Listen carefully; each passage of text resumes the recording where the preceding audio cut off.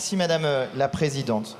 Monsieur Ménager, je vous ai trouvé très agressif dans votre manière de faire la présentation sur ce prétendu texte d'abrogation de la réforme des retraites. Mais je comprends votre agressivité compte tenu du fait qu'alors que votre proposition de loi s'appelle « Restaurer un système de retraite plus juste en annulant les dernières réformes, blablabla », en réalité, à l'intérieur, quand on la lit, voici ce qui est à l'intérieur. Dans un délai de 6 mois à côté de la promulgation de la présente loi, le gouvernement remet au Parlement un rapport détaillé. Et il y a comme ça 7 ou 8 articles visant à remettre des rapports détaillés au Parlement par le gouvernement. En réalité, vous demandez au gouvernement de remettre des rapports à l'Assemblée nationale dans cette proposition de loi.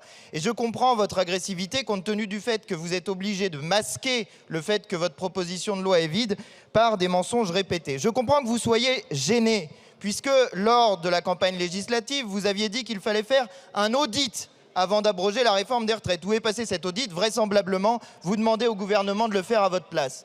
Ensuite, vous êtes gêné aux entournures parce qu'à l'intérieur de votre propre coalition, M. Ciotti n'est pas favorable à votre projet prétendu de réforme des retraites.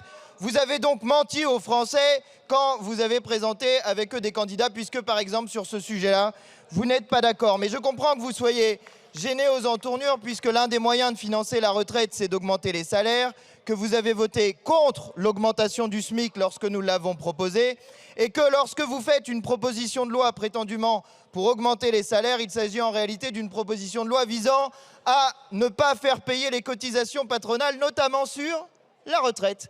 Et voilà pourquoi vous êtes obligé de mentir aux Français et de faire croire que, prétendant abroger la réforme des retraites, vous demandez en réalité une série de rapports qui vous ridiculisent, qui ridiculisent votre position. Et les Français ont compris que pour abroger la réforme des retraites, il faudra attendre le 28 novembre avec la proposition de loi déposée par la France Insoumise.